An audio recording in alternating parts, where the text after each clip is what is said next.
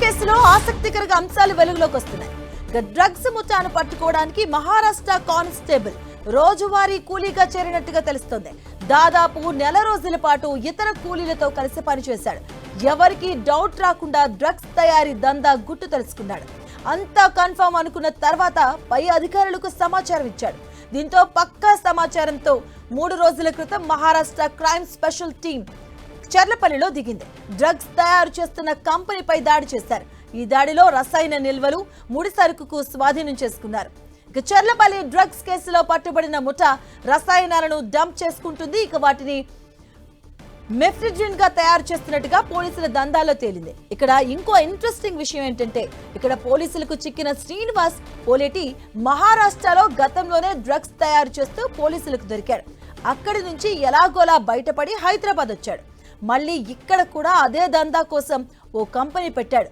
అక్కడే డ్రగ్స్ ను తయారు చేస్తున్నట్లుగా పోలీసుల సోదాల్లో తేలింది. ఇతడికి తానాజీ అనే కెమికల్ ఎక్స్పర్ట్ సహకరించినట్టుగా తేల్చారు పోలీసులు. రోజువారీ కూలీలను మారుస్తూ డ్రగ్స్ ను తయారు చేస్తున్నట్టుగా తేల్చారు.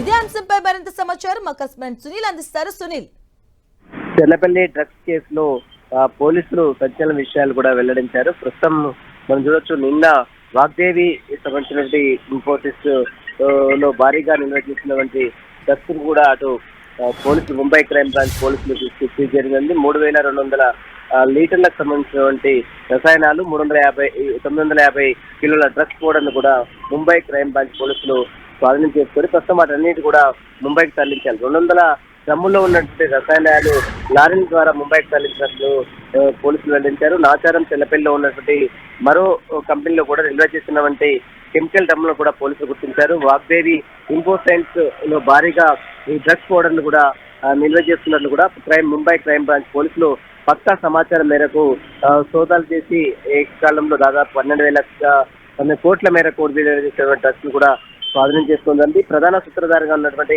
శ్రీనివాస్ సోలేటితో పాటు తనాజీ ఇద్దరు కలిసి ఈ యొక్క ఒప్పందం చేసుకున్నారు. వివిధ రాష్ట్రాలకు, మహారాష్ట్రతో పాటు ఆంధ్రప్రదేశ్, తెలంగాణ వివిధ రాష్ట్రాలకు ఈ యొక్క డ్రగ్స్ మొత్తం కూడా తరలిస్తున్నట్టు కూడా కంప్లీట్ చేస్తున్నట్టు కూడా పోలీసులకే గుర్తించారు. ఇటీవల కాలంలోనే ఈ యొక్క డ్రగ్స్ తయారు చేస్తున్నట్లు కూడా పోలీసులు పక్కా సమాచారం మేరకు అందులో ఒక కానిస్టేబుల్ ని జాయిన్ చేయించి అతను మొత్తం కూడా పూర్తి వివరాలు తెలుసుకున్న తర్వాత అతను ఇచ్చినటువంటి సమాచారం మేరకు ఒక్కసారిగా స్వాధీనం దానిపై సోదాలు చేయడం. దీంట్లో మెఫ్రిజిన్ డ్రగ్స్ తో పాటు అదేవిధంగా చాలా కెమికల్స్ తయారు చేస్తున్నటువంటి వాగ్దేవి ఇన్ఫోసిస్ సంబంధించిన కంపెనీలపై కూడా పోలీసులు, ముంబై క్రైమ్ బ్రాంచ్ పోలీసులు సోదాలు చేసి దాదాపు 12,000 కోట్ల విలువైనటువంటి డ్రగ్స్ కూడా స్వాధీనం చేస్తుందండి.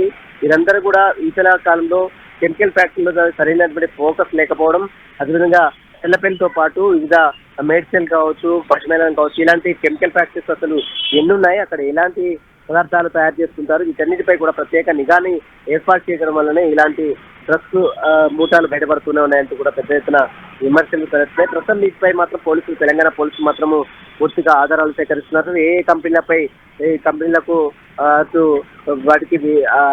వాటికి సమాచారం సంబంధించిన వివరాలపై కూడా పూర్తిగా పోలీసులు సేకరిస్తున్నారు.